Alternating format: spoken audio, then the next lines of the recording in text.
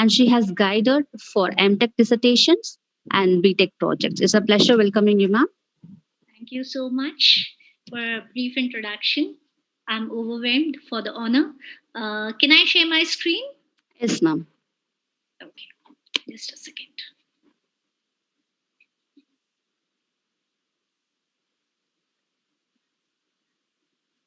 Wait a minute, why am I not able to get the screen? So, one. No, I'm not able to. Just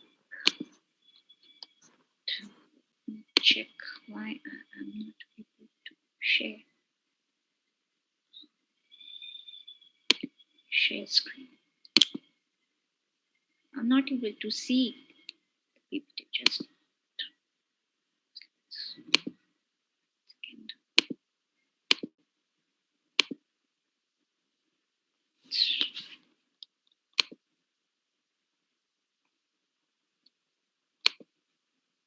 No. Unfortunately, I don't know why I'm not able to see my file at all for sharing. Can we do one thing? Can I share my PPT with you, ma'am, and you can share it on my behalf? I'm using a phone, ma'am. Right, ma'am. Oh, okay. Let me see.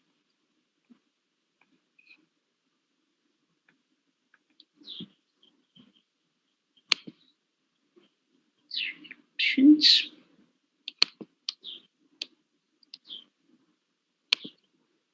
Files. Advanced.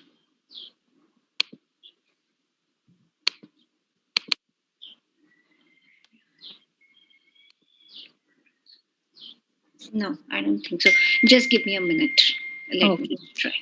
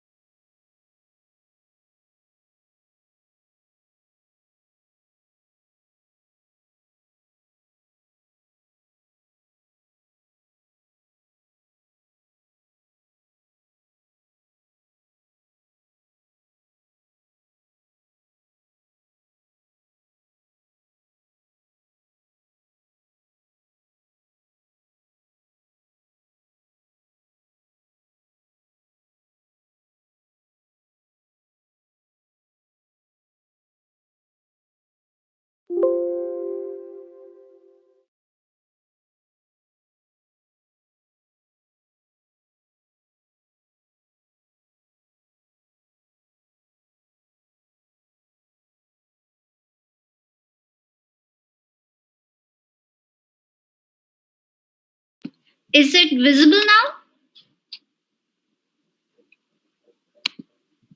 Yes, ma'am. Yes, ma'am. Okay. Just a second. Let me close it.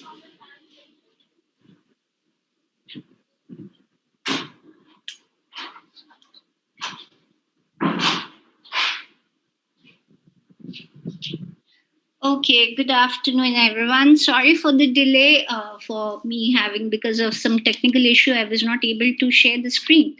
Uh, we are in this current generation where IT and AI and all the concepts are blooming, but still we are, struggling with all the network issues and other stuff. So thank you, madam, for my introduction. So today we are going to talk about the topic fight COVID-19 using AI-based technology.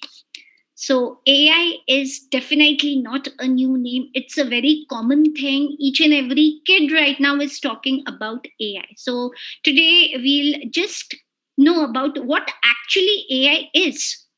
So AI is nothing but it is artificial intelligence. We have coined the term artificial because we have actually made the intelligence that is shown among the human bodies or the human wherever you look at around in the world, You will see everywhere intelligence is filled. We are still exploring over the intelligence that exists in the whole world.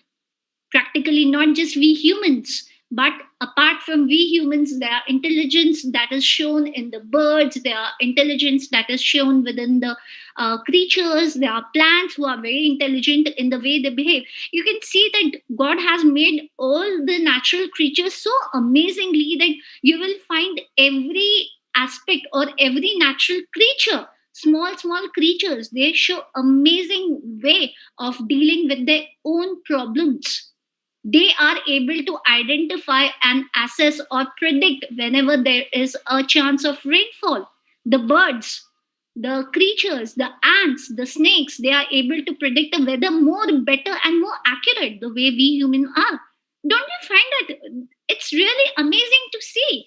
So, whenever we are trying to mimic these natural these intelligent behavior that is existing within the natural creatures through some sort of algorithms or through some sort of systems, through some sort of design gadgets, then we say that it is intelligent. Then we can say that the device is behaving in an intelligent manner because he is able to assess, he is able to take decision, he is able to predict, he is able to understand the environment, being just a machine which is actually not something expected out of a machine which is made up of some electrical wires and something like electrons or protons or something like that.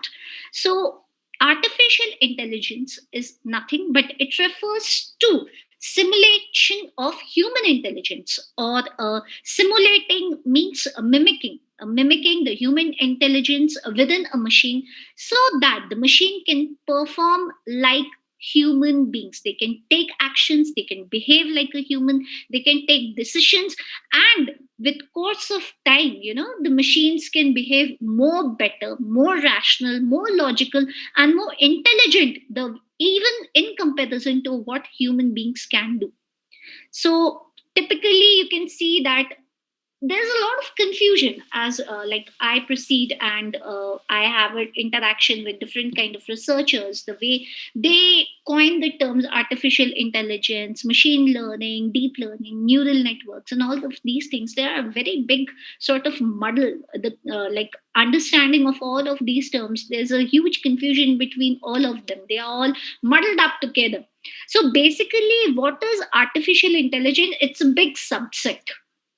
Everything which is existing within the world, which is intelligent in nature, you try to mimic it using any kind of machine, you call it as artificial intelligence.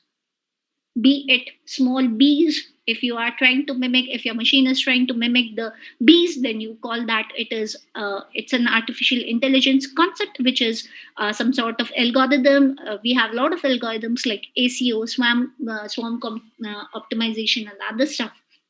Basically they try to mimic all the intelligence that is shown within ants or bees or bats or something else. So artificial intelligence is a big subset. But when we come down to machine learning is a component of artificial intelligence which takes data. Now what is this data? Basically we human being, we also learn with time, with environment, with the way the things are moving. We capture things, we have our own process of learning. So this learning or this process of learning is feeded into any machine in terms of data. And when using that data, the machine is capable of making a model, and this model will help them in predicting or analyzing what future aspects can happen or what future can give them. Then we club it or we coin it as a term called as machine learning, where a machine is learning from the data that is collected with time, that is collected by the experience, that is collected from different environments. And using those data, if he is able to learn and if he is able to take decisions or behave in an appropriate manner, the way a human body or a human being or any of the intelligent agent could have behaved, then we coin it as a machine learning. Now, a part or a component or a niche area of machine learning comes down to neural network. Now, what is neural network? Neural network is something where your entire machine is trying to mimic the intelligence of a brain. Let me tell you, the out of all the intelligent creatures that God has created till now, the most complicated machine or the most complicated creation of the world is human brain, which is very, very complex in nature. So neural net is a part which is trying to mimic the behavior of a human brain.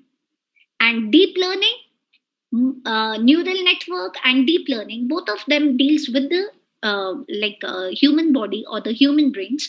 But neural network, it is capable of dealing with simple problems, whereas your deep learning is capable of dealing with complex problems. So they all do mimic the human body or the human brain, but they have their different capacities to deal with different challenges. So accordingly, we have clubbed this entire AI coin into four major components: deep learning, neural net, machine learning, and your AI. So they all come down under the same tree root. And this is how we go ahead with data science and AI altogether. So even in AI, also we have two major segregations of the subject. One is the natural intelligence, another one is the uh, biological intelligence. So natural intelligence or the general intelligence is you can pick up the intelligence of a human body. You can pick up the intelligence of animals, as I said, bees, bats, snakes. All of these, they have their own way of sensing. They have their own way of predicting. So when your machine is trying to mimic them, in that case, we say that it's a general intelligence or the natural intelligence, whereas your biological intelligence is basically more into emulating the natural intelligence, which is composed of neurons, or it is shown by the neurons, the human body. Now, coming down to next part, these are all the branches of AI, and they have their own way of contributing to the world. We have machine learning, which is capable of reading the data set and giving a prediction.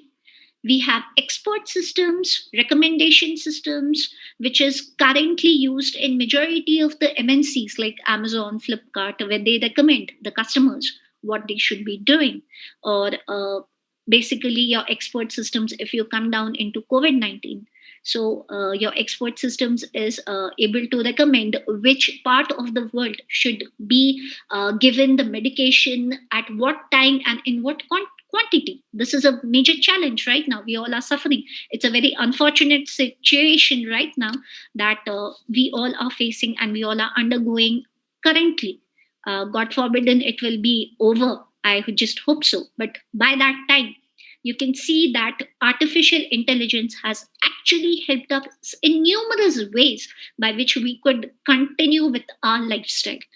Definitely, we have our own setbacks, we are facing problems, but AI has actually come up a long way in helping us in challenging or fighting with the current pandemic situation. So where you can see AI has different branches. We have ML, we have NLP, we have expert system, we have speech recognition, planning, robotics, vision. So all of these branches of AI have varieties of contribution that they have contributed to us humankind in fighting with the situation. Where is your machine learning actually helping us?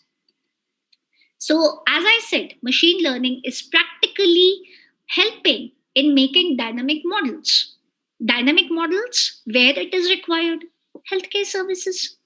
Healthcare services is one of the most challenging area in every other country you can consider, be it developed countries or be it developing countries. Healthcare has always attracted people or researchers. Still, even before the COVID-19 had come, people were fighting with new varieties of diseases that were coming up. We had cancer, which is still people are having research over it. Right now, we are having lots of neurological diseases which are affecting the kids and the coming up next generation, the future generation. They are showing a lot of autistic syndromes, and ASD is one of the major challenges right now. Every kid is facing with the varieties of the lifestyle that we are leading, the way we are dealing, the day to day lifestyle that is going on. We all are dealing with some or the other healthcare issues, be it BP or be it diabetic. Now, machine learning has basically helped us in making dynamic models where we can do some sort of prediction, we can do some sort of analysis, we can collect data pertaining to one particular disease, we can collect data pertaining to different symptoms, and then we can actually do varieties of research in it. Actually, it's a very major research areas. If somebody is interested, he can take it up.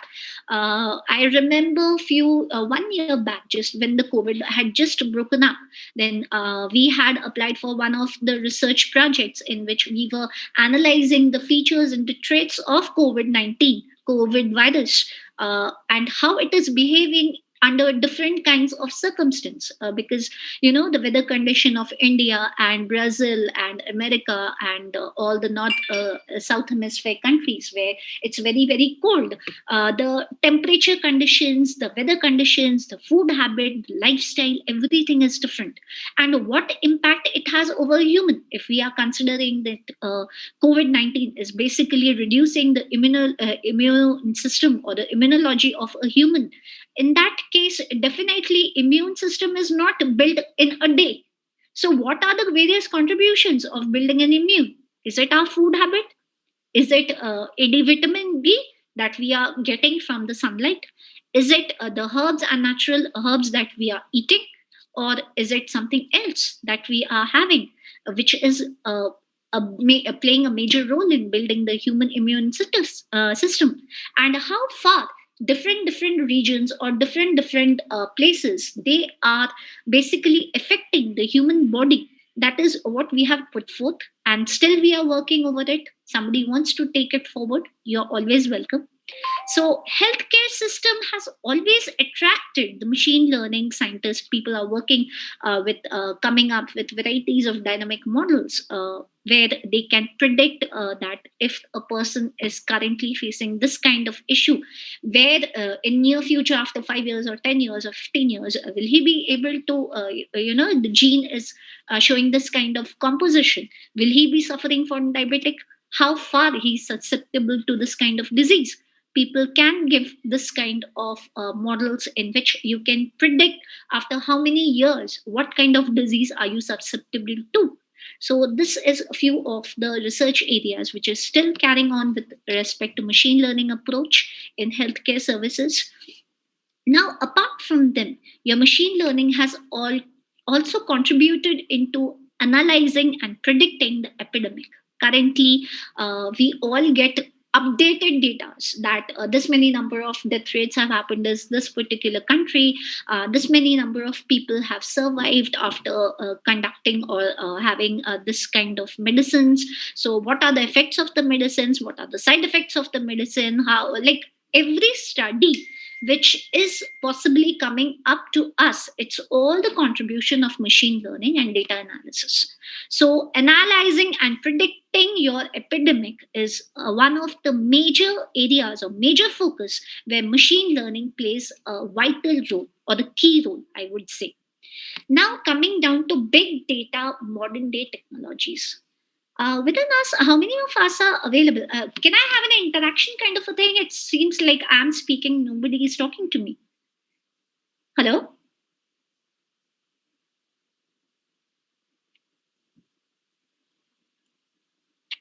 Hello?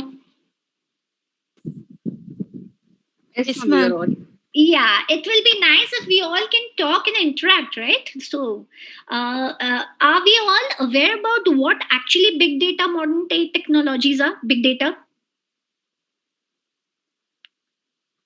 If yes, then I can just move ahead. Otherwise, I will briefly explain what actually big data is.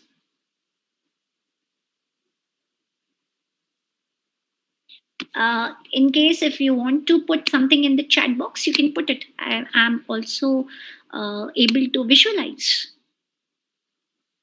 Okay, kindly explain. That's nice. Okay.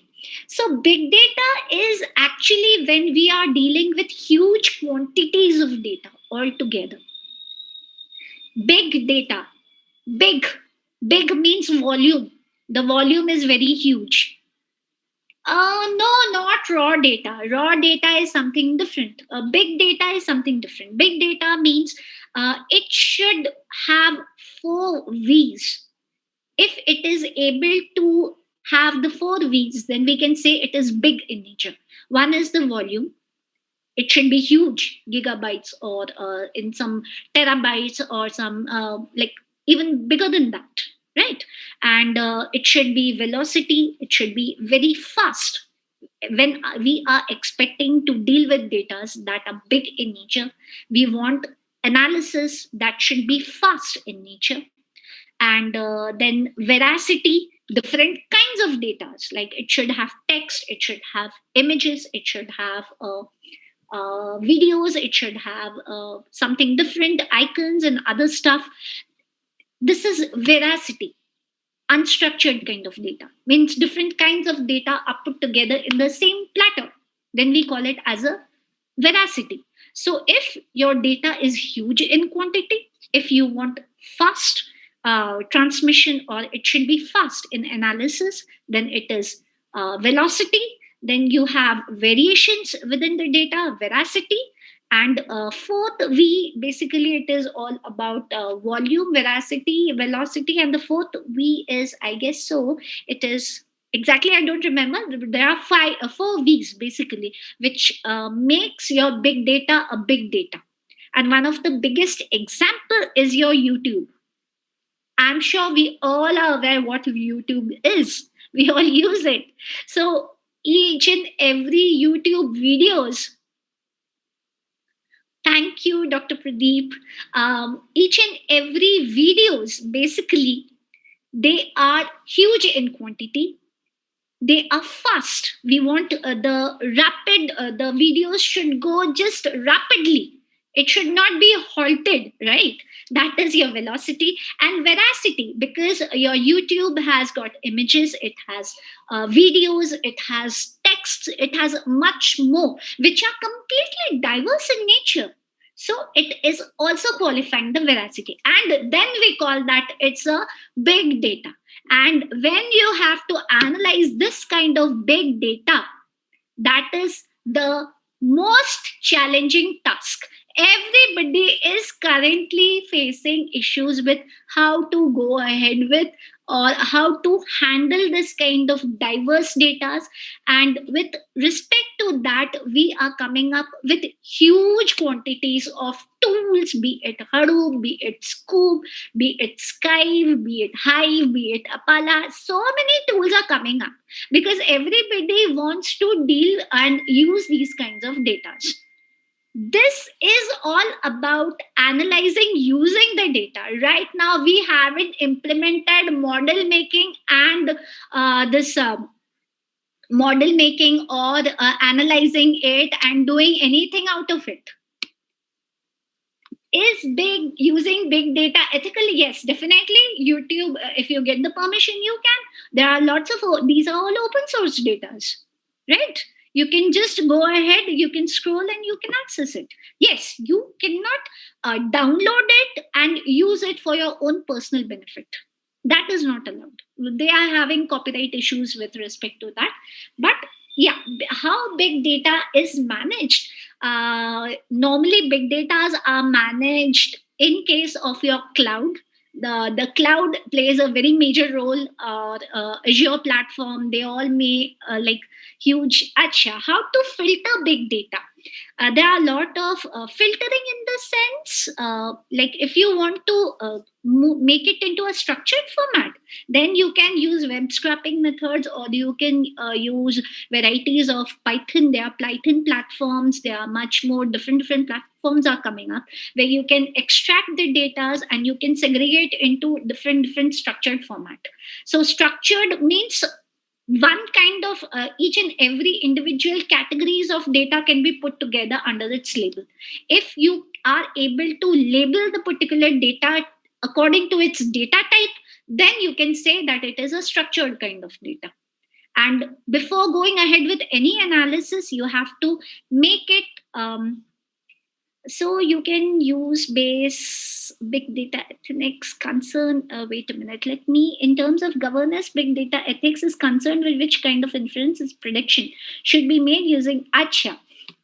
Lot of things are coming up. See, when you are talking about Google search, when you are talking about something like AWS, they are all dealing with big data.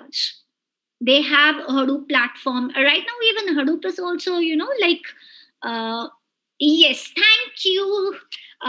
Even Hadoop is also like moving down. Spark is coming up like anything.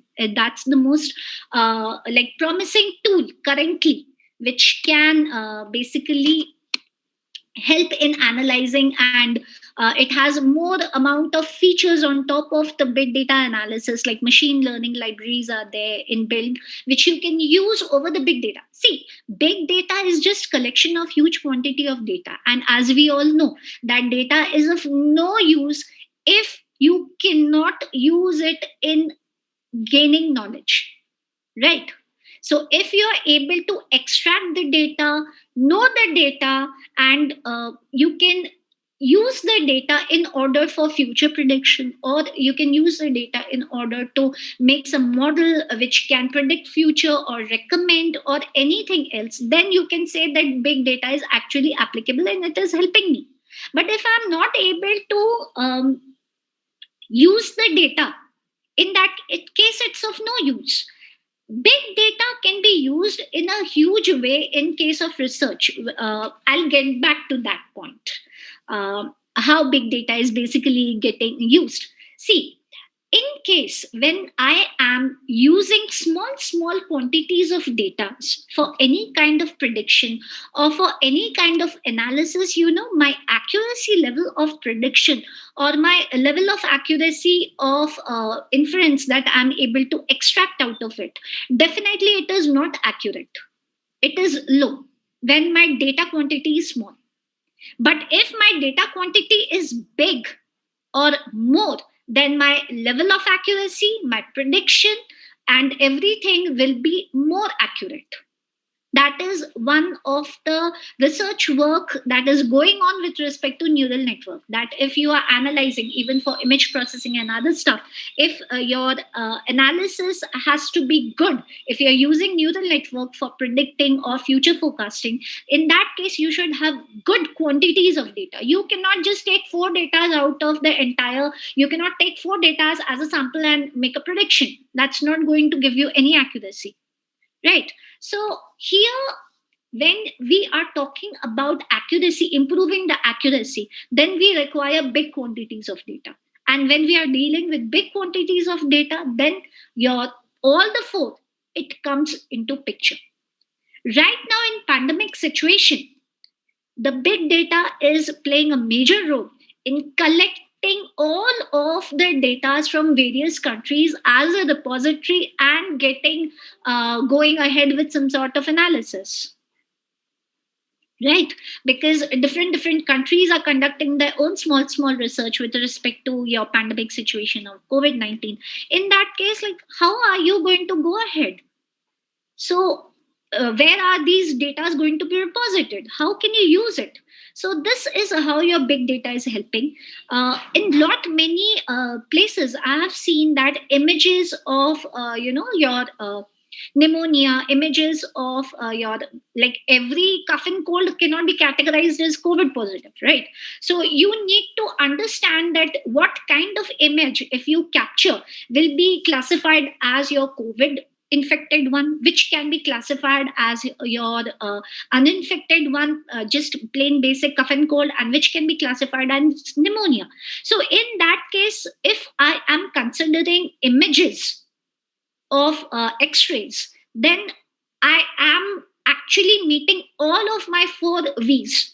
It is velocity, it is veracity, where the predictions or the assumptions of the doctor is given, they are all in textual format. Your images are image that is completely different. And if you have something else added to it, then you have another third category of your data, which altogether makes one report. So your report is not just consisting of some text written by your doctor, but it can be veracity. Okay, veracity is diversion in your data types.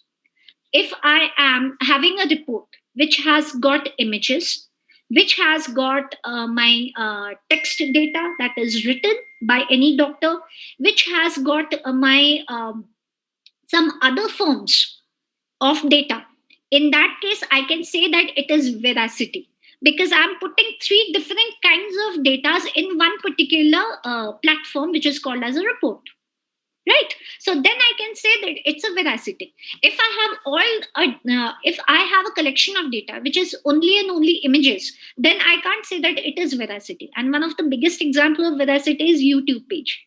YouTube page, you will have text written, textual format, where people write their feedback, where people write the video tags and everything. They are all text in nature. You have pictures, advertisement pictures, they are all images. You have videos, the YouTube video which is being played, that is a video form of data. So they all together are put in one particular HTML page, right? So your YouTube is one of the biggest example which can like meet out all of the four V's.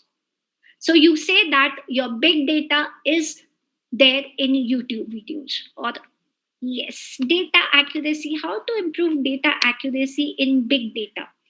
Data accuracy in the sense, see, what do you call as data accuracy?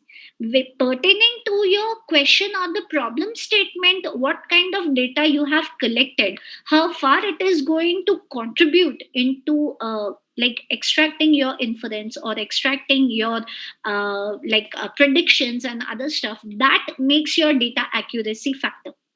So when we are talking that data is accuracy, like accuracy level means to what extent this data is helping me in reaching out to an accurate prediction when I'm going ahead with prediction.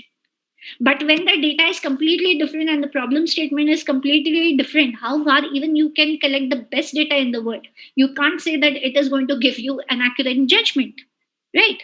So this is all about your datas and your big data. It's kind of like huge quantities of data. And when you are trying to use all of these huge quantities of data in order to gain insights, in order to extract information, in order to go ahead with some sort of prediction, then we can say that big data basically is playing a role in helping us in analyzing data with respect to different countries. It is helping us in analyzing various data that have been reposited, collected over various time frames. Then we can say that yes, big data is actually helping us in prediction.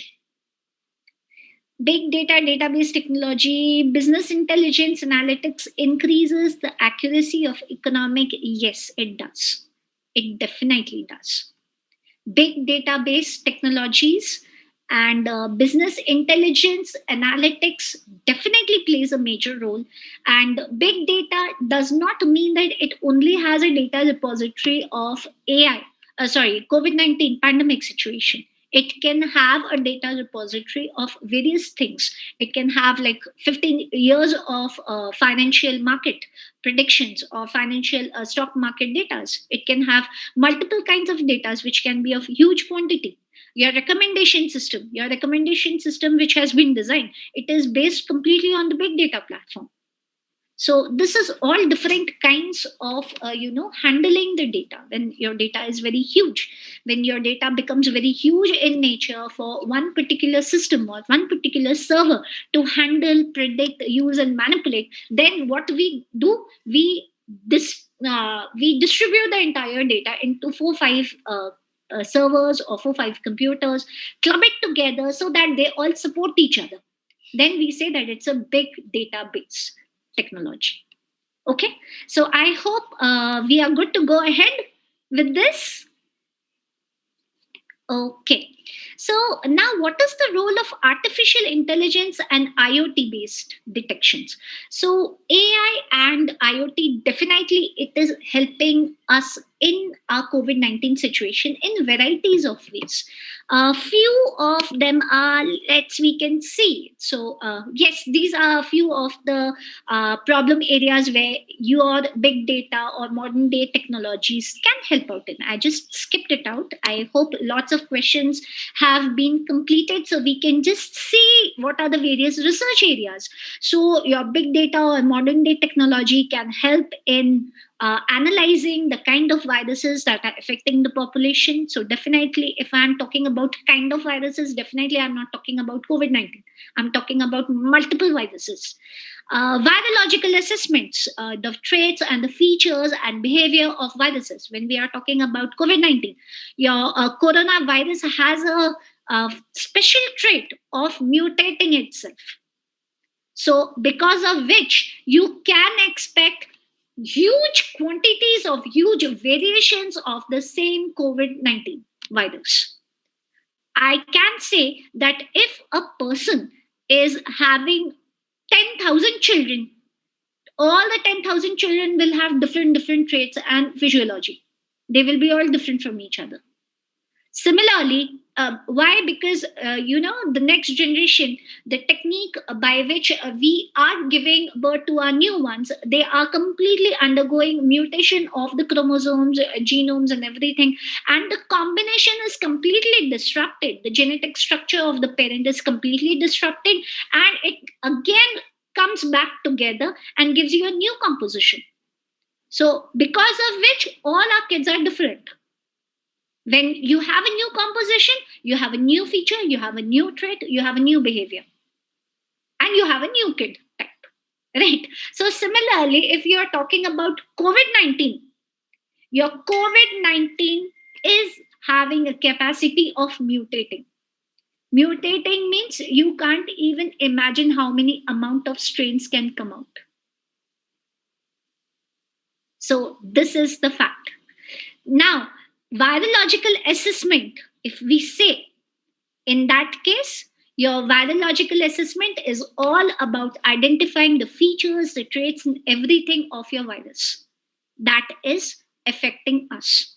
Which you can say that your big data is definitely helping us in, because when you are trying to analyze the varieties of viruses with respect to varieties of features, in that case, the assessment and the datas, amount of datas, and the quantities of datas the that you need for this kind of assessment cannot be done in a small, like you can't say that the quantity will be very less.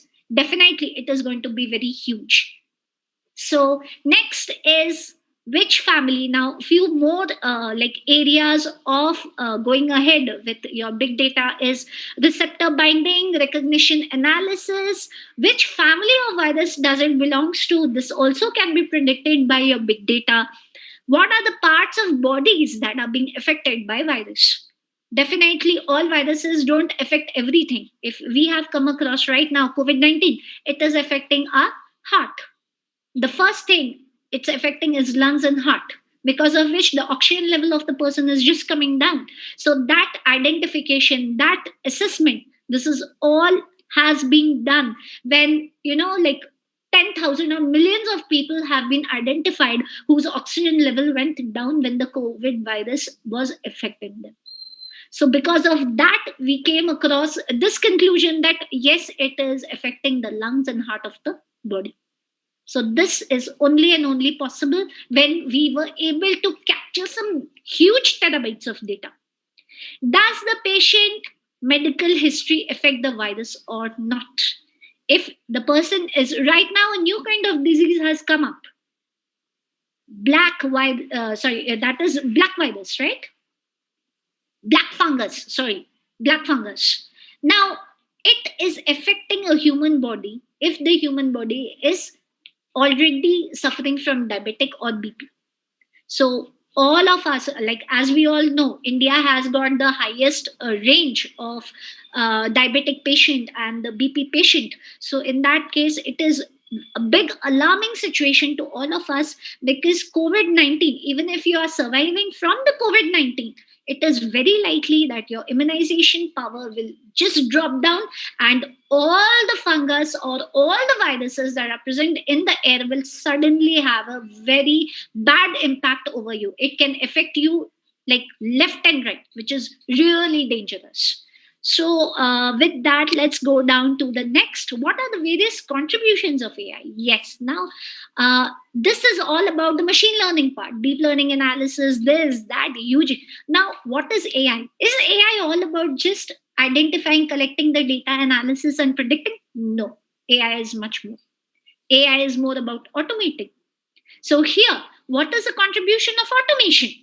In COVID-19, we all know what kind of situation we are going through. Virus can be everywhere around, touching somebody. Even, the virus can exist everywhere. In the steel, it can exist for 9 days. In the wood, it can exist for 11 days. And we are humans. We don't have a habit of washing our hands every now and then. We can't be careful every time. We are not robots. So why not have a robot to go out and get exposed itself? The best way. So this is the contribution of AI in helping us to go ahead and fight the COVID-19. So AI has given robots for chatbots. It has given delivery robots, sterilization robots who can sterilize and make disinfected the entire space altogether. Telemedicine robots in which you don't need to go to the doctor. You can have your robot who can converse and who can connect you with the doctor, being virtually at different places. Also, you can get cured, you can get treated, you can make your entire room clean before you arriving, and lot more.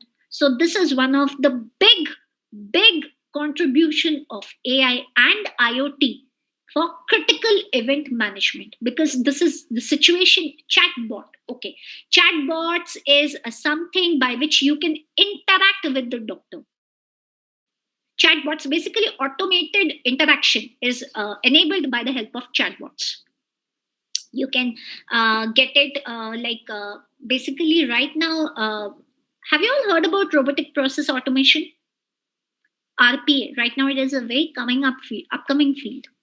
So basically, RPA is, people are working on RPA, where like chatbots can help you in communicating. It can enhance the communication, because like you cannot communicate by going there. It is like you can go to a place, and if you want to go ahead with any sort of communication, if you are physically going to be present, in that case it is going to be very very you are opening yourself up to a big infectious that can actually attack you.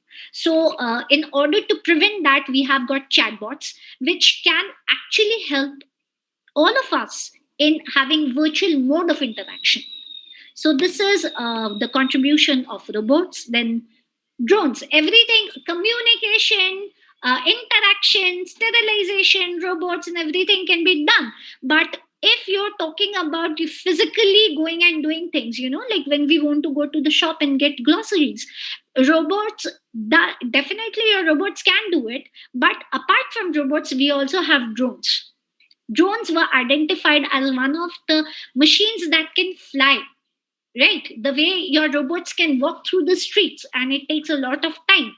So robots are not actually a very good option when you talk about, like traffic management or monitoring, social distancing monitoring. Right now it's a very big challenging for all of the traffic police or the police people who are not able to have a close eye over where social distancing is being, followed, or where it is not being followed. So this work very efficiently can be done by our drones.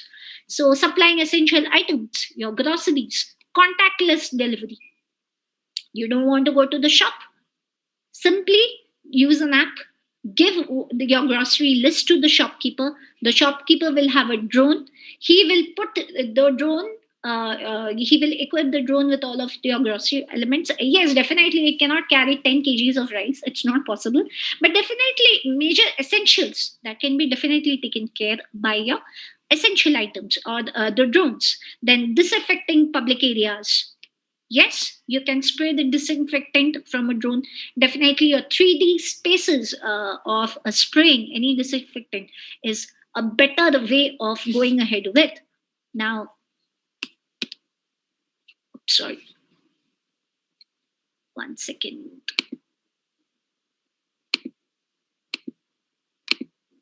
I just pressed enter and it came. Okay. I haven't done the full screen. Okay. So these are few of the research contributions that have been taken up by different universities. The studies, Stanford COVID-19 detection study, he has addressed the fitness of the user through various like tracing the activities. They have got different gadgets, Apple Watch and other stuff, which you can just put it in your wrist and you will be able to see how far it is going ahead with. Or you can identify the rapidness, or you can identify the different, you can collect a lot of data. Like right now a new gadget has been identified which can analyze your blood pressure on a real time basis when you are running, or when you are walking, or when you are going ahead. The fluctuation of the BP, it can just on the real time mode, it can analyze and it can show you the ratings. So it's a high time, it's you are like very hyper, please calm down, do yoga, do something else, but please calm down. That is something your new gadgets are coming up with. So like if you want to real analyze the oxygen level of the human body on a real time basis for people who are suffering with COVID-19, definitely you can come up with different kinds of gadgets who can do that. And it is completely one of the major contribution of AI altogether. Now similarly, your Duke COVID entity has studied variable devices which is capable of determining the ability of the devices to identify COVID-19 or influenza like symptoms. Similarly, you have Scripps, who has detected study that involves in analyzing the human body vital informations, heart rate, sleep length, fitness activity, and this list is not going to end anywhere. It's just going on and going on and going on, because people, they are very interested in going ahead with these kind of research, and till we are alive we will carry on with doing this research. So this is also a few of more works that have been contributed by different institutes or different organizations.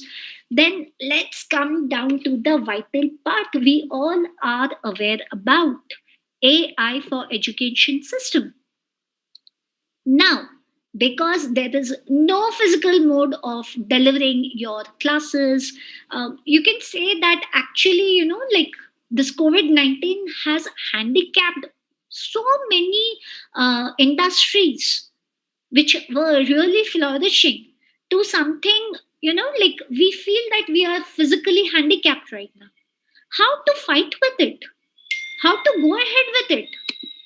So, what are the basic challenges that are being faced by education system? So, this is the list of challenges, and it's really unending. We have got education disruption. No physical classes are possible. Child nutrition. Seriously, if the kid is not going outside, he's not playing, he's not physically active. At the end of the day, it's all the mothers who are struggling with the kid to make them feed it well. They are not ready to eat, they are not ready to sleep, they are not getting exhausted. What a parent is going to do? Then, parents' dilemma: are we supposed to make our kid exposed to the screen time for so long? Is it good? Will the kid have eye problems? Will the kid have ADHD? Right now, this ASD, ADHD is again a big hassle among the parents. My kid is suffering from ADHD and ASD. What am I supposed to do? He is not allowed to sit in front of the TV. With a lot of difficulty, I have come down to make him watch TV for 30 minutes or 1 hour per day or 2 hours per day. Now he is going to spend the whole day in front of the laptop. Am I supposed to allow him to watch TV? Now, again, this is a big issue. Social isolation. Don't go and play with friends. My son is continuously asking, Mama, when is that COVID-19 going to finish? We cannot go and do shopping. We cannot go and buy. But it's a very big boon for the parents, like we can just say, Beta, you can't have toys because, COVID-19, all the malls and shops are closed. So it is, plus points are definitely there. But it definitely is not more plus point, it's more of negative points that it's coming up because of the COVID-19. So non-availability of resources, yes. Dropout rates. Okay, so non-availability of resources, dropout rates tend to rise.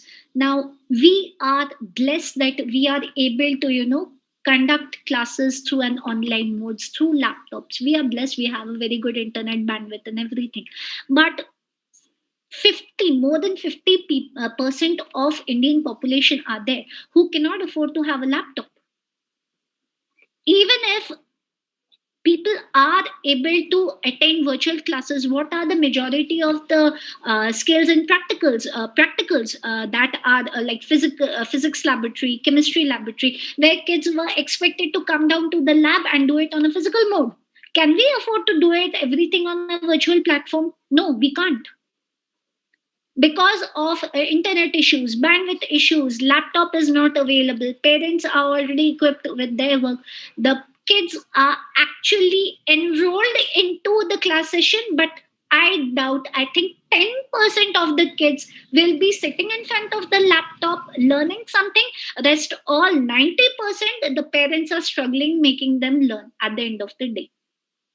I can say that because I myself am a mother of two kids, and I sit and make them finish all of the like grade 5 homework, grade 3 homework, submit the assignment. Is as if I'm studying in grade 5 and grade 3 all together along with my job. So it's difficult in. Yes, it is very true. I agree. So, assessment procedures, how are you going to proctor the exams?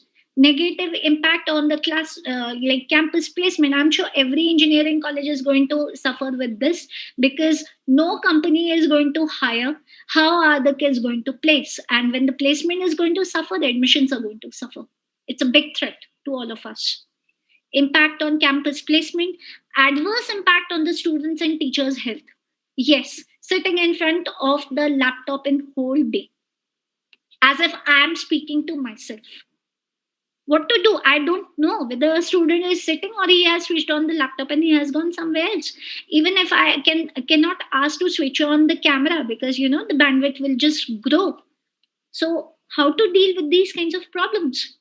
Digital devices, gender gaps. Kids are small, asking them to sit with the session and listen carefully, it is like it's a miracle if the kid is doing it. But I'm sure expectation is like, if I'm expecting at the end of the day, I will be depressed because it's not going to help me. So these are all the challenges that we are facing because of the COVID-19. You can say, just a second. Yes. Now let's come down to the next one. What are the tools? So these are the various tools that our AI has contributed. ThinkLink, Bunsey, ThinkLink is a tool to create interactive images.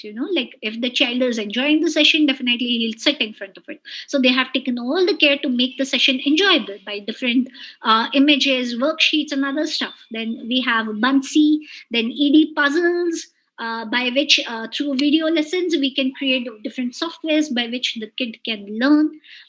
If you want to make the kid equipped with different kinds of coding skills, you can use that. Then you have Kaltura, then Neopod, Peer Deck, Squiggle, and many more. You can just go through it and you will get it. Now, with this, I end my session. And yes, AI is going to help us like an umbrella. I don't know to what extent this virus and right now black fungus, white fungus, and you never know whether it is end or we are expecting more amount of viruses and other stuff over here. So definitely, even in adverse to adverse scenario, I'm very sure AI is going to help us in putting up like an umbrella, or like help us in shielding us like an umbrella, and it will help us to grow much more. So with this, I conclude my session. Thank you everybody for making the session really interactive, and more than you guys, I enjoyed a lot. Thank you.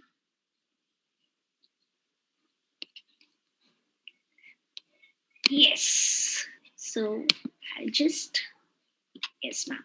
I'll stop my screen share with this.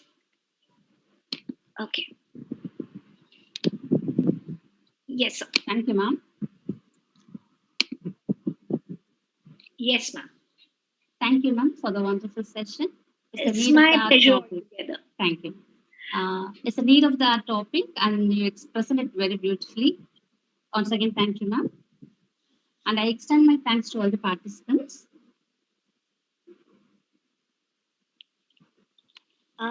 Anybody has any other question?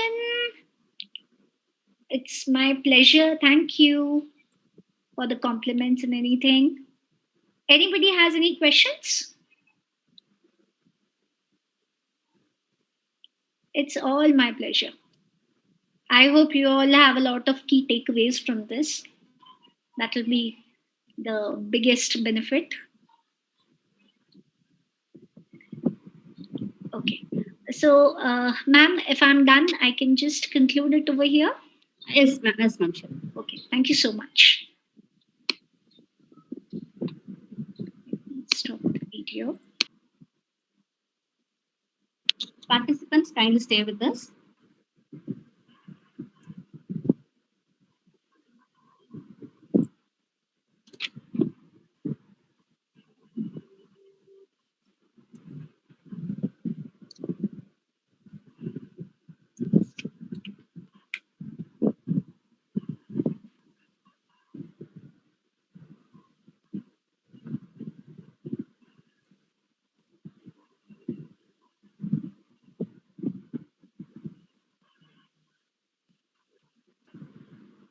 Shall I begin, sir?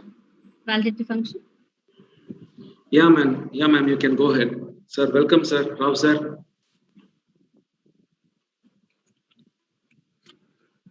You can go ahead, ma'am. Once again, I welcome you all for the validity function.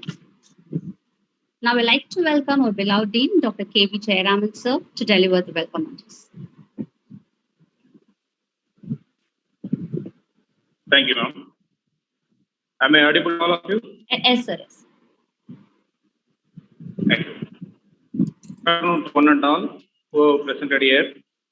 It is my great pleasure to welcome our beloved chairman, Sri B. Ramachandran, and our managing director, Sri R. Rajiv Krishna, Chief Operating Officer, Ms. D. Vidya Madam, General Manager, Soundarajan Sir, all our head of the departments, associate professors, assistant professors, non-teaching staff members, students, and all the stakeholders on this proudful moment.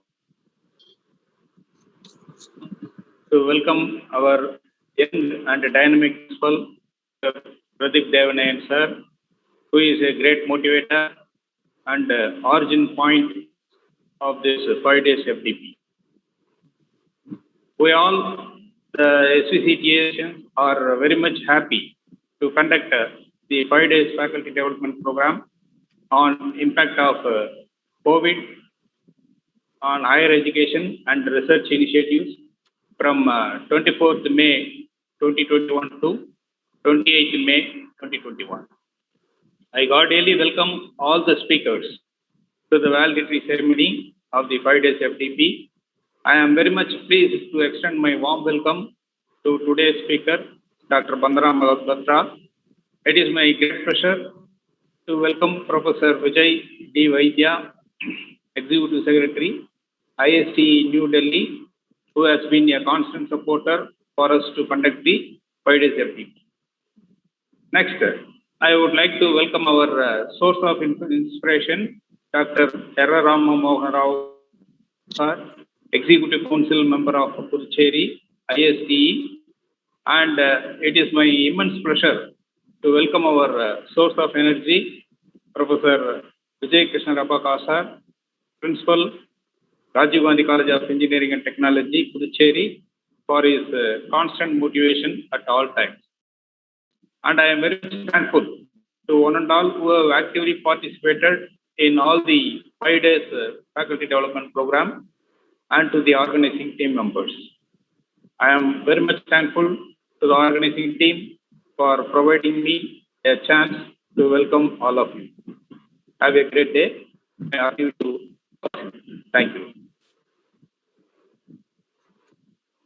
Thank you, sir, for the warm welcome. Welcome, madam. Now I'd like to introduce and welcome our guest of honor, Dr. Vijay Krishna Rapaka, sir. He has completed his PhD from IIT Madras and MTech and BTech from Puducherry Engineering College. Sir has worked in various reputed institutions as principal and professor. Sir has published more than 11 papers in national and international journals, and he has presented 23 papers in national and international conferences. And he has contributed for more than 20 faculty development programs and delivered more than 20 expert lectures. And to say about his projects, he has developed solar CPC cooking oven in collaboration with Joel H. Goodman, architect, Wisconsin, USA, and developed a fishbowl solar hot pot for baking cakes in collaboration with Joel H. Goodman, architect, Wisconsin, USA, and scientist in Oregon. As an add-on feather to his glorious crown, he is a life member in the Indian Institution of Production Engineers, members in the American Society for Engineering Education, and member of the International Association of Engineers, etc. It's a pleasure to have you with us today, sir. Thanks for your presence, sir.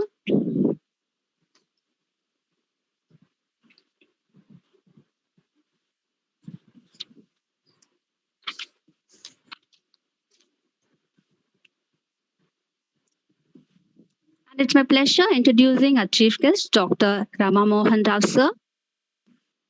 He did his BE in Andhra University and ME in Government Engineering College, Amravati, Maharashtra, and completed his PhD from Sant Gaj Baba Amravati University. Sir is a National Executive Council member of IST in New Delhi during the period of 2017-19 and re-elected from Puducherry for the period 2024. Also a life member of various professional bodies such as Indian Society for Technical Education, Institutions of Engineers, Institutions of Public Health Engineers, Indian Waterwork Association, Indian Association for Environmental Management, Association of Scientists, Developers and Faculties. Sir is a recognized research supervisor of Anna University, Chennai and Sant Gaj Baba Amravati University.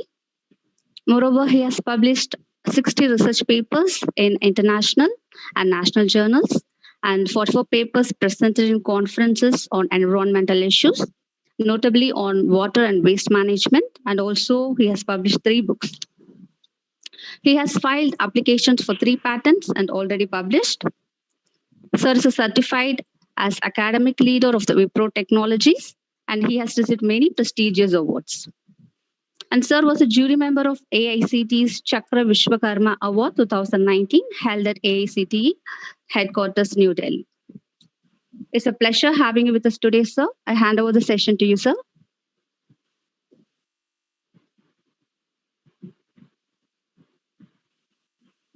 So over to you, sir.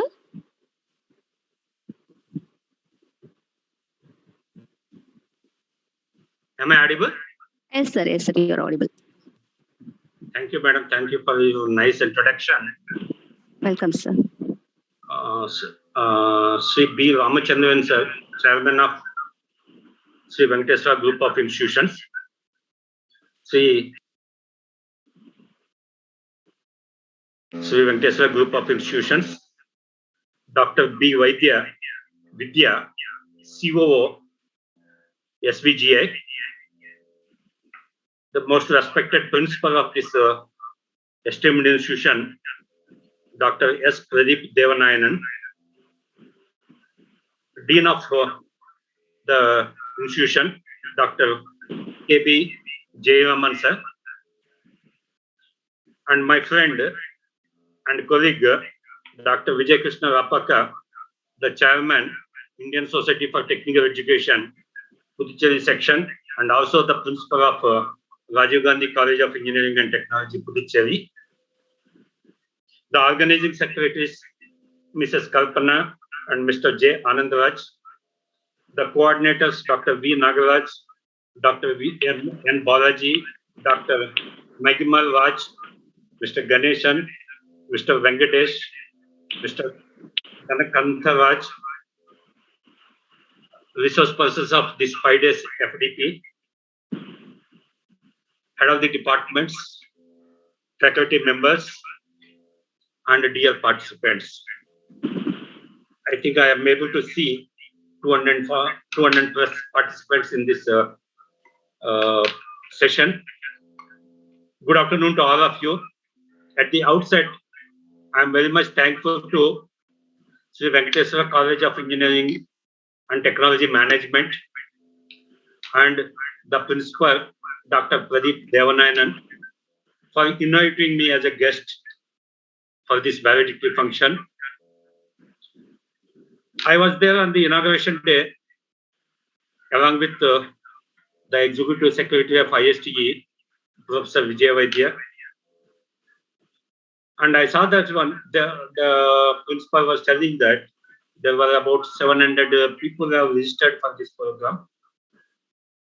And it is a self-financing program and 5 days program organized on impact of COVID on higher education and research initiatives between the period 24th to 28th May 2021. And this is the topic which is very apt in the present scenario.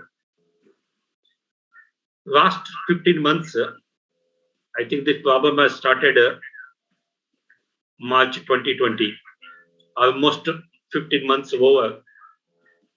We have last 15 months, everyone across the world are struggling. Every day is a crucial day. We don't know whether tomorrow we'll see or not. Because today, I'm sorry to say that one of my classmates and another colleague, 2 people passed away today because of the COVID. And yesterday, our one executive council member of ISTE, Dr. Srimati Indumati, she passed away. So it's a very difficult situation. Every day is a crucial period. And it is the appropriate topic. I appreciate the principal and the conveners and secretaries, organizing secretaries for choosing this topic, very important topic, which is the need of the day. And I have seen this handout. It is a 5 days program, and every day there are 2 sessions. And the organizing committee, they have drawn 10 resource persons from 10 different states in the country, which I noticed. Am I right, Pradeep sir? So it is not so easy to select the resource persons. So they have some particular, I think it is a coincidence or I don't know, but 10 resource persons from 10 different states. Getting the resource persons is very, very difficult. So I congratulate and I appreciate the organizing the team. And there is a big impact on every section, every sector. From health to wealth, it is completely devastated. From health to wealth, it is completely devastated. The health sector, commerce sector, industrial sector, education sector, employment sector, tourism, hospitality, you name anything, everywhere there is a devastation. But still, the country has not shaken. We have the strength, we have the capability to sustain all these problems and we'll try to find out the solutions. When this problem started in the month of March 2020, we were not familiar with this virtual mode of teaching. The teachers are not familiar, the institutions, administrators are not familiar, the students are not habitual of using this technology. But slowly we accustomed and we have become habituated. In India, about 32 crores of learners, they stopped going to schools and colleges. Right from the school education to college level education, 32 crore learners in our country alone, they stopped going. And all the colleges and schools, educational institutions, all the educational institutions are standstill, all are locked. The people are working from home and they're trying their best. We are habitual of the face-to-face learning, that traditional method of learning, that is chalk and talk method. But switching over to this online mode of learning, virtual learning, using the platforms Zoom and Google Meet, this kind of platforms, definitely it is not so easy. There are a lot of problems. It is not because in urban areas we can manage. The reason is there is a good network, internet connection, connectivity is there, power supply, uninterrupted power supply is there in urban areas and metro cities. But if you go to the remote areas, there won't be regular power supply, there won't be proper internet connection with high bandwidth. So the students who are educating from the remote areas here, maybe definitely they are not comfortable, they may be suffering. And there is poverty also. Even if the connections and the facilities are available, it requires some money. You have to make the payment for the internet connection, and you need the smartphone, or you need the laptop. It needs some investment. So poverty also plays a role. And the advantage of this virtual mode of learning is we can sit in the house and we can learn the things. This is the advantage. Now, sitting at the home and learning, is it a good? The answer is differs. Some people say yes, some people say no. Because both the classroom teaching and virtual teaching, it has their own plus points and minus points, advantages and disadvantages. So I already told you, in virtual learning, by sitting at the home, you can learn. This is the advantage. But the classroom teaching, face-to-face teaching, chalk and talk method of teaching makes a difference, big difference. Because the aids which are required for teaching, classroom teaching, is not available here. You cannot get everything on the virtual mode of teaching. And the big question is the access to technology. I already told you, the people who are living in the remote villages, definitely they have faced the big problems. And suddenly shifting, because if you remember, in the month of December 2020, the Honorable Prime Minister of the nation, Sri Narendra Modi ji, announced the complete lockdown. Then we cannot stop the teaching. Immediately, the people have puzzled how can we continue the teaching? So sudden shifting of from the traditional teaching method or learning method to virtual learning method it's not so easy. It needs certain time for accustoming to this kind of methods. So administrators are in trouble, the teachers are in trouble, and learners are in trouble those days. Now slowly. Now you take one example, a class topper, a meritorious student. In the classroom, learn better and can top the class. If the same student, a below poverty line, living in a remote area where the technology is not available, the uninterrupted power supply, uninterrupted high-speed internet connectivity is not available. If the student is living there, then definitely the student will have some loss. In the physical mode, the student may succeed, may make the topper of the class. But because of non-availability of this technology and facilities in the remote villages, the student will suffer and will lose some of the things. Now, the teachers are not familiar to use the virtual learning because the platforms to engage, we use online classes are Zoom and Google Meets. And because during this period, teachers have to engage the classes, they are engaging.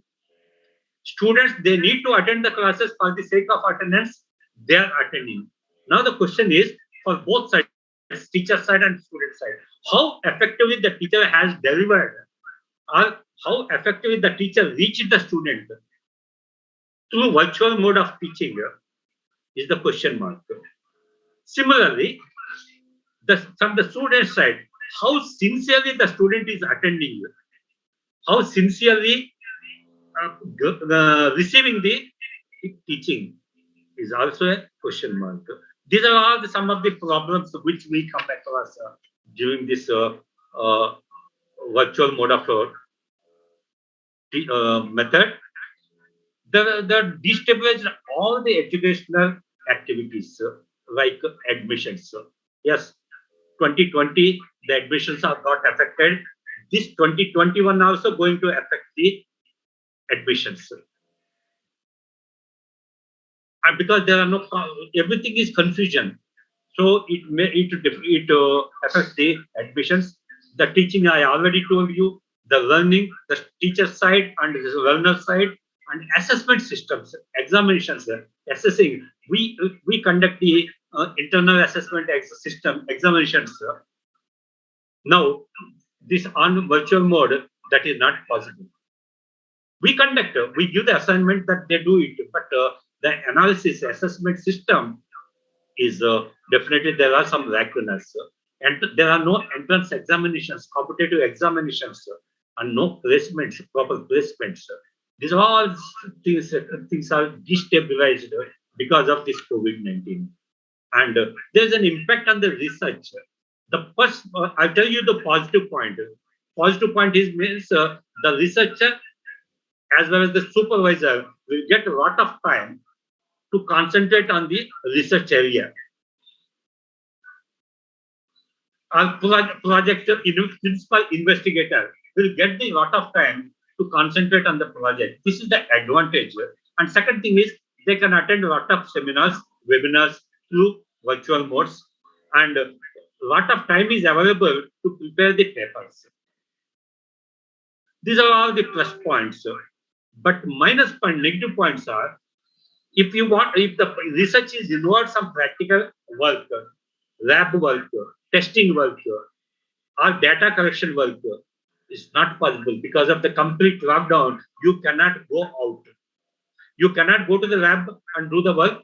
You cannot go to the laboratories for testing work, or you cannot go to some organization to collect the information. Suppose if there is a survey about the COVID-19, you cannot go to the health clinics or testing laboratories or door to door for getting the information.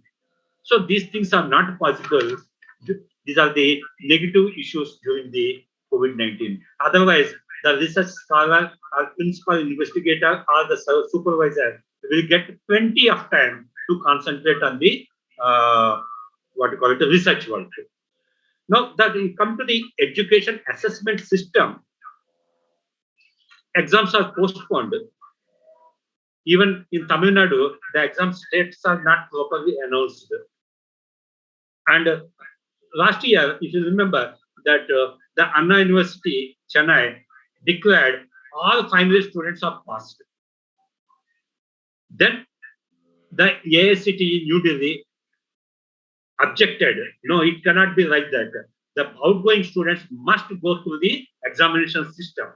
Then there was a court to this one, and finally, based on the verdict, they conducted the examination. So this all pass, the quality is also a big question mark. And recently, you might have seen in the viral in the WhatsApp group that IIT Goa has sent a such notification. Okay, ask the students, prepare the questions from the material given supplied. You prepare the questions and you give write the answers. Of course, there is a condition that if there is a similarity in the scripts, some different candidates' answers, similarity is there, then they will take an action. That is a different. But the thing is, so somehow we have to conduct the examinations. So we are managing it. How effective this examination system or assessment system is a big question mark. And coming to the employment opportunities, definitely the employment opportunities are reduced. I already told you the industrial sector, employment sector, all commerce sector, everything devastated. Tourism, everything is devastated. Now, if IT companies, because of the complete lockdown, if IT companies are closed, so how they will get the projects? If industries are closed, how they get the new projects? So, because of this one, definitely there is a big impact on the employment of this one, and also because they don't have the projects, they are reducing the employees also. There is a big impact on the employment opportunities. And as far as higher education is concerned, the students who have completed their undergraduation or post-graduation, if they want to go to other countries for pursuing the further studies. So because of these restrictions, COVID restrictions, then they may miss the going abroad. And there are some students exchange programs. There are some like PhD, College of Engineering, Coimbatore, PhD. So they have sandwich courses and students exchange programs. Now, the 3 years they will study here and 1 year they go there. Now they visit that for visiting abroad, foreign universities. So these are some of the problems which we come across the COVID time. So there are a lot of impacts, but still, all the teachers across the country, all the administrators, they're trying their best to make the teaching learning most effective. And my dear friends,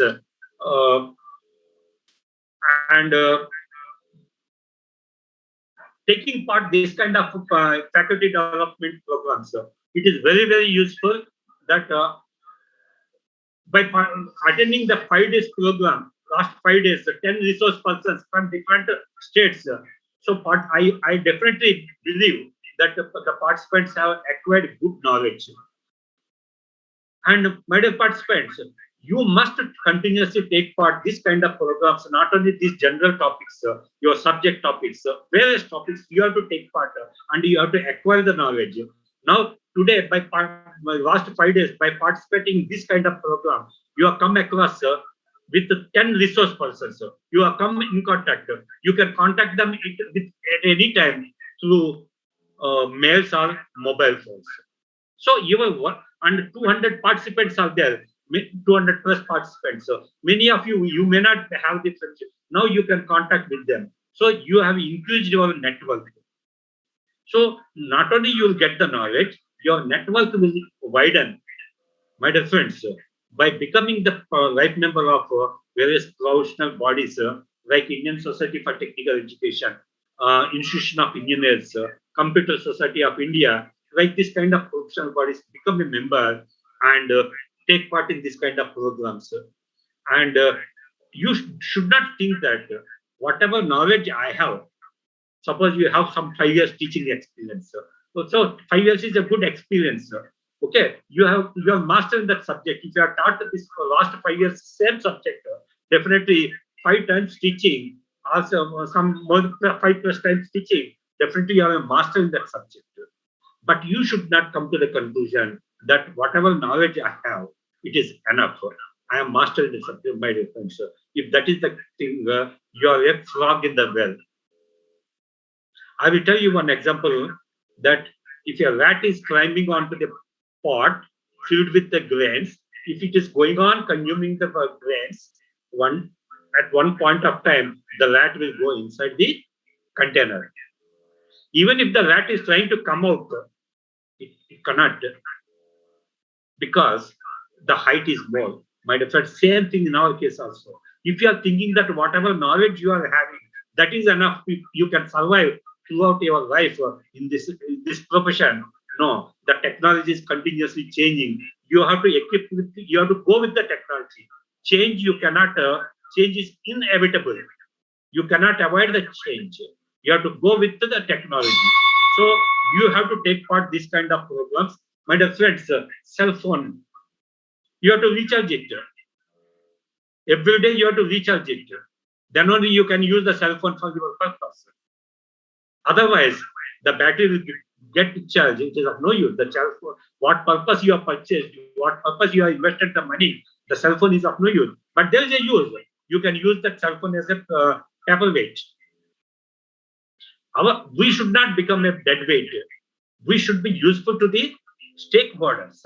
We should be useful to the society. We should be useful to the organization. That's why you have to recharge your brain by taking part this kind of faculty development programs, my dear friends.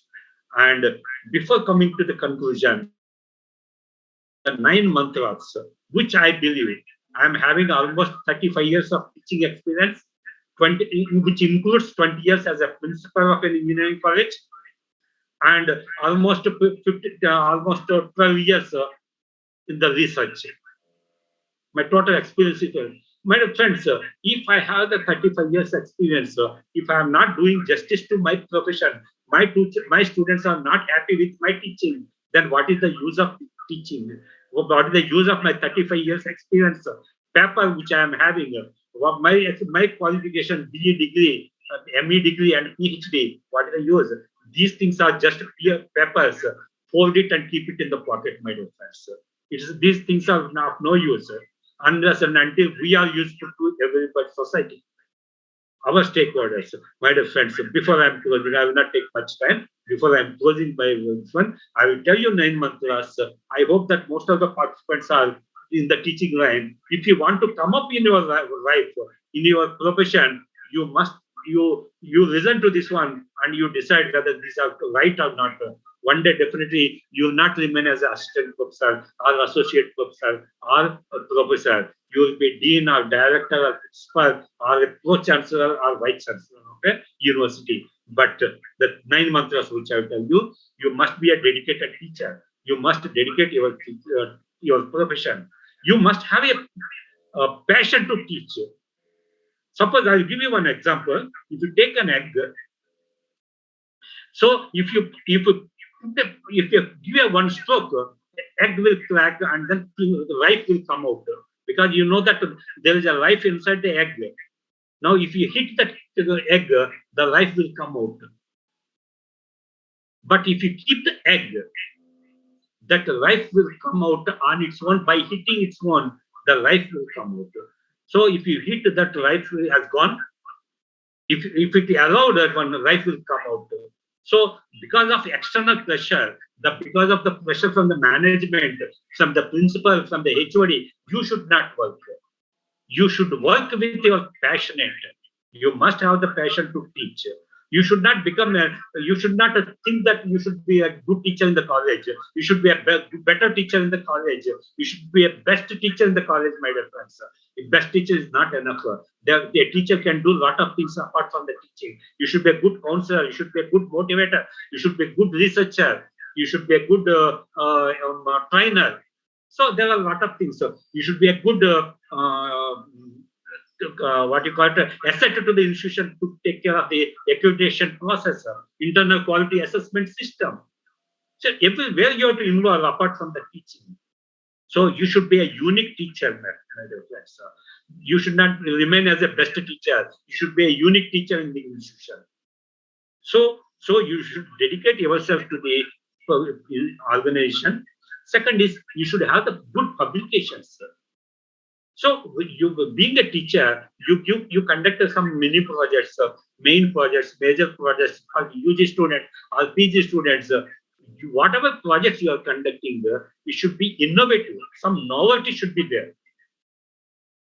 You should not think that if I spend time with the students, I have to spend, if it is a new project topic, I have to spend time with the students. Okay. So if you are thinking in that way, you will not come up in your life. There are a lot of roadside shops. I call them, these project centers as shops, roadside shops. The students will go there. They pay 15,000 rupees, 5,000 rupees each student. Each student they purchase.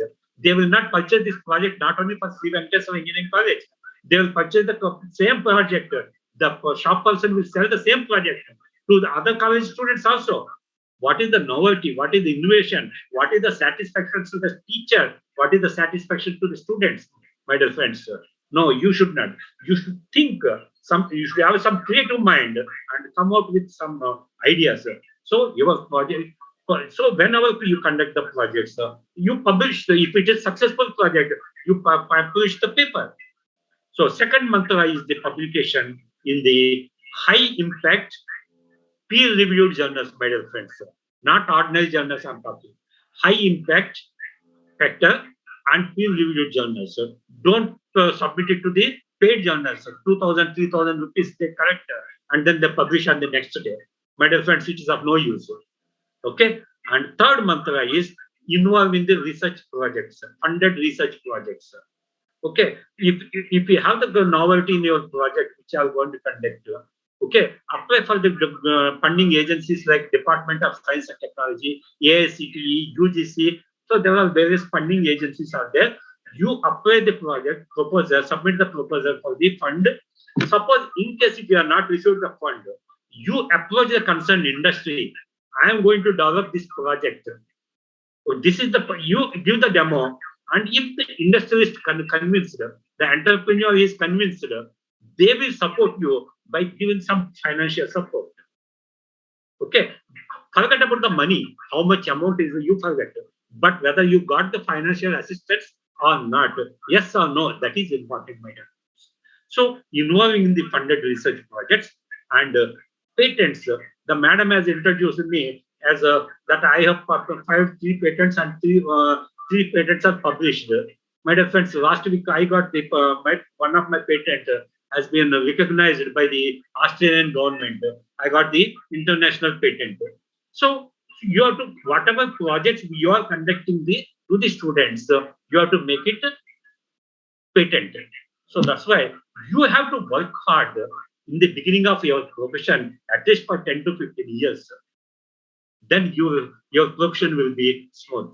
Now, fifth mantra is books publication, my dear friends. If you are teaching the same subject for 5 years or 10 years, you have mastered the subject.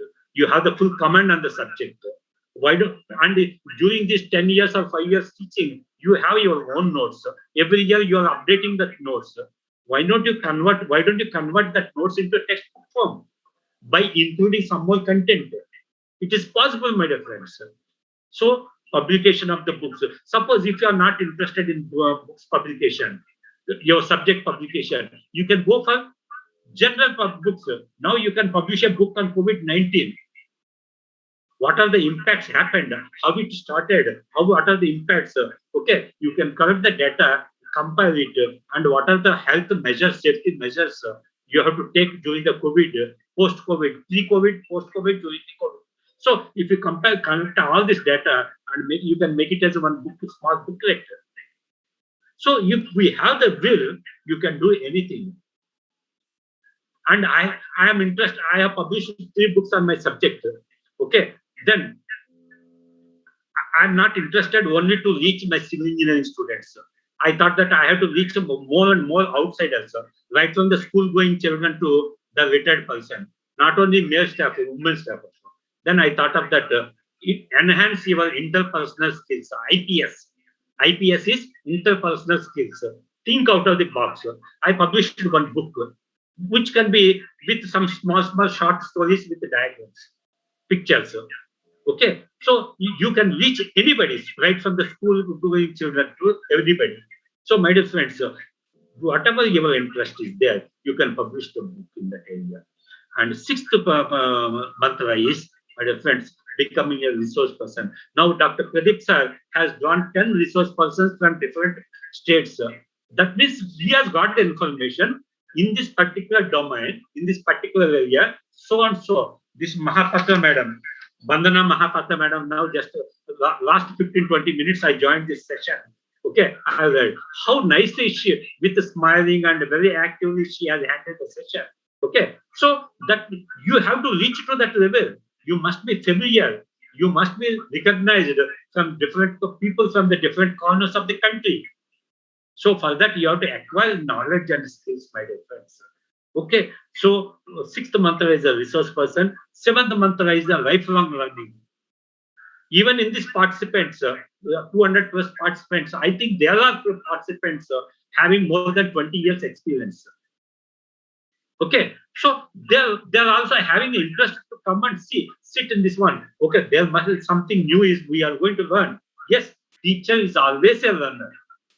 If you write a teacher, T-E-A-C-H, small letters, put in front of the mirror, you see the image, L-E-A-R-N. Teacher is always a learner. So throughout your life, you have to learn. And my dear friends, if you are a unique teacher, if you are getting the patents, if you are publishing the books, if you are publishing a lot of papers, if you are becoming the resource person for various programs, okay, and why not you? And if you are producing a good result, you deserve to receive some rewards and awards. If you are producing 100% result in your subject, your management will honor you with certificate and with cash reward. Am I right or not? Yes. So if you are receiving the patents, if you are working on the funded projects, some organization recognize your contribution and they will give you, honor you with an award. Best teacher, best academician. There are different awards. Okay, so they will honor you. So 8th mantra is the awards and rewards, and 9th mantra is the becoming a member of professional bodies. You can get the opportunity to take this kind of programs if you are becoming a member of professional bodies. My dear friends, I am very sure that 200 plus participants who are there, definitely in every session, they learn some good new thing, which they don't know. So 5 days, you have learned some good acquired by taking part this kind of programs, various programs. One day you will have a lot of knowledge. Then,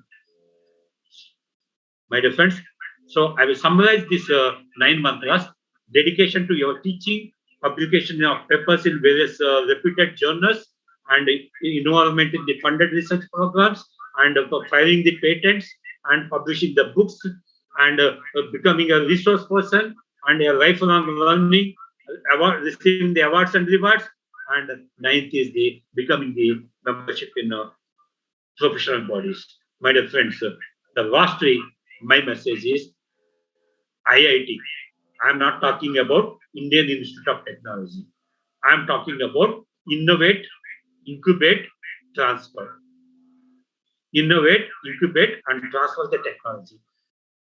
With your creative mind, get some thought, get some idea, and how can you implement it? You do the analysis, you do the study. Suppose if you don't have the facility to execute the idea, approach this Sri Venkateswara College of Engineering and Technology, this kind of institution, or some other reputed institution, whichever is near to you, which is having the facilities to execute your idea. Use that infrastructure. That is called as incubation. Your idea is incubated by taking the help from the somewhere the infrastructure, by utilizing the infrastructure. And once the project, your idea is successful, once the project is executed successfully, the technique is with you, the formula is with you, the logic is with you. You can call the entrepreneurs, you can call the party, approach the business people. This is the project which I have developed, I am ready to sell the technology. So there are the buyers. If it is good, there are the buyers. So you can sell the technology, my dear friends. So teachers can always think of it in this direction, innovate the things, incubate the things, and transfer the technology. With this, I'm very much thankful to the management of Sri Venkateswara College of Engineering and Technology and Principal Dr. Pradeep Devanayan sir and the Dean Jayaraman sir and other organizing secretaries and coordinators for inviting me as a chief guest for this validity function, and all the participants for your patience hearing. And I wish all of you best of luck. Stay safe. Use face mask. Stay at home. Use hand sanitizer. And if possible, use the face shield and protect yourself, safeguard your family members, and safeguard the society. Thanks to one and all.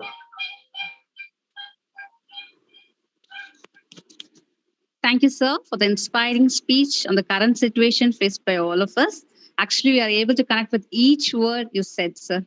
Once again, thank you, sir. Thank you very much. Dear participants, you can give your valuable feedback. You can raise your hand so that you will be able to unmute yourself.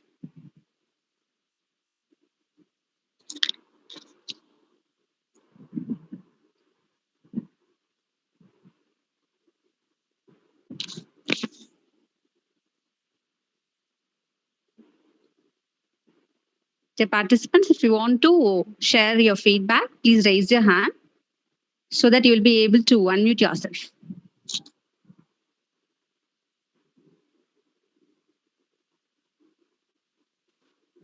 Very good afternoon. Good afternoon, Madam, can you hear me? Yes, sir, you're audible, sir. I'm Dr. Lakshman Narayan, madam, from Karnataka Vishwesvaraya Technological University. Okay, sir. And we have gained a lot of the knowledge from these 5 days of FDP. And I'm happy to note that one of my friend is the resource person for this FDP, Dr. Dilip Kumar. And we have discussed a lot regarding this FDP, and at the moment he got an invitation and he accepted, and ultimately he has delivered in a very systematic manner. And actually, we felt very happy that we have gained a lot of knowledge, especially in the morning session, today's morning session, that is AI and Big Data Analytics. And we have raised many questions, and the madam could be able to clarify all the things. And I congratulate the organizing team of Sri Venkateswara College, Puducherry, for organizing such a wonderful the program. And each and every participant has gained a lot of knowledge from this platform. Thank you, everyone. Thank you. Thanks for the opportunity. Thank you, sir.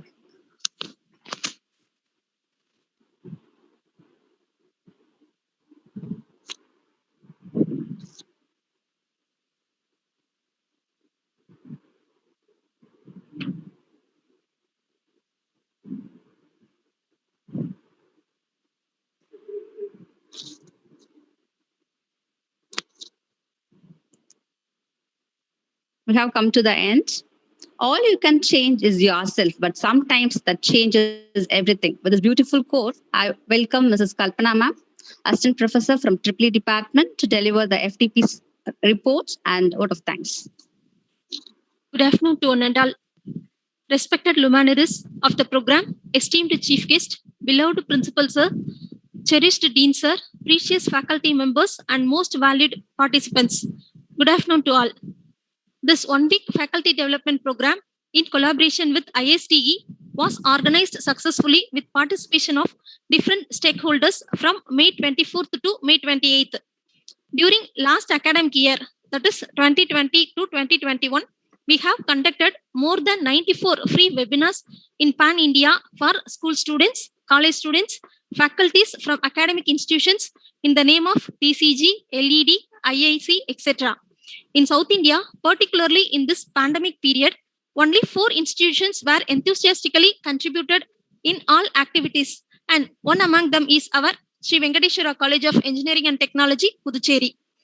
Opening remarks for the FDP were given by Dr. S. Pradeep Devnayan, Principal, Sri Venkateswara College of Engineering and Technology. He welcomed the gathering and gave a glimpse of the activities going in the 5 days FDP. The program was inaugurated by Professor Vijay D. Vaidya, Executive Secretary, ISTE, New Delhi. In this inaugural address, Professor Vaidya contended that FDP is the correct topic for current situation. Then he also explained from his point of view about current higher education system and research activities. Dr. R. Ram Mohan Rao also graced the inaugural function of the program. Resource persons from reputed academic institutions having expertise in the different relevant areas related to the program deliver the lecture in this faculty development program. The first technical session of the first day of the program, Professor Ramesh Chandra Panda, Dean R&D Cell, Synergy Institute of Engineering and Technology, Odisha, spoke on need of faculty research and student engagement and IPR. In the next session of the day, Professor Niranjan Shah, Associate Professor, Xavier Institute of Social Sciences, Ranchi, gave a talk on education of migrant laborers children during lockdown. In the second day of the program, for first session, Professor Mayua Das, Principal, Greater Kolkata College of Engineering and Management, West Bengal, spoke on COVID and paradigm shift in higher education. In the next session of the day, Dr. Gaurav Gupta, Assistant Professor, Sholini University, Himachal Pradesh, gave a talk on role of AI in tackling COVID. In the third day of the program, for first session, Dr. M. Dilip Kumar, Director, Strategy and gave a lecture on higher education and COVID impact pros and cons. Dr. Ravinder Gaur, Associate Professor, Department of Electronics, Deen Dayal Upadhyaya College, University of Delhi, spoke on how to make teaching learning effective during COVID. In the next session of the day, Dr. S. Brilli Sangeeta gave a talk on blockchain technology and its research perspective. In fourth day of the program, for first session, Dr. D. Lakshmi, Senior Associate Professor, VIT Bhopal University, Madhya Pradesh, spoke on flipped learning strategies. In the next session of the day, Dr. Tarun Veeramani, Professor and Dean, MBN University, Haryana, spoke on how to dispose unused and expired medicines at home. In the fifth day of the program, for first session, Dr. Amarnath Mishra, Assistant Professor, MET University, Noida, spoke on effects of COVID, impact of COVID on the mental health of youngsters and higher education. In the next session of the day, Dr. Bandana, Assistant Professor, School of Data Science, Symbiosis Skills and Professional University, gave a talk on fight COVID-19 using AI-based technologies. There were more than 750 number of participants registered for this program from different universities and colleges like Arts, Science, Engineering and Management. Participants registered from various states like Andhra, Karnataka, Kerala, Tamil Nadu, Telangana and some more from North India. The program was enriching and intellectually stimulating for the participating faculties.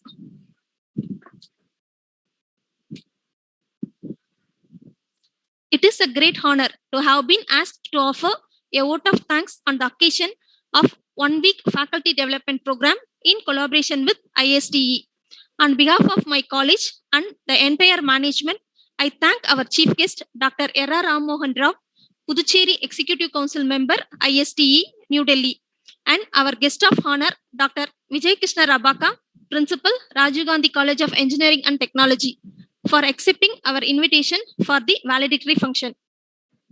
I am very much thankful to Professor Ramesh Chandra Panda, Dean R&D Cell, Synergy Institute of Engineering and Technology, for his timely support to grand success of this program. I have immense pleasure, gratitude to our chairman, Mr. B. Ramachandran, for motivating us with his inspiring words. My special thanks to our managing director, Mr. R. Rajiv Krishna, for encouraging us with his continuous support. I am very much thankful to Dr. S. Vidya, Chief Operation Officer, Sri Venkateshwara Group of Institution, for gracing the program with her presence. Next, I take this opportunity to thank our beloved principal, Dr. S. Pradeep Devanayan, and Dean Dr. K. B. Jayaraman, for providing us with all possible support towards organizing this event. I acknowledge the unwavering support received from the HODs, all the faculty members, and placement officer, Mr. Anand Raj. I thank all the eminent speakers and delegates for their enthusiastic participation in this program. The participants were very enthusiastic. I am thankful to all the participants for coming in online mode from various regions to attend the FDP. I am sure that the participant must have benefited by attending this program. Once again, I thank everyone whose contribution made this FDP a successful one. Thank you. Thank you so much. Thank you, ma'am. And I thank all of you for your kind cooperation. Stay safe, stay healthy.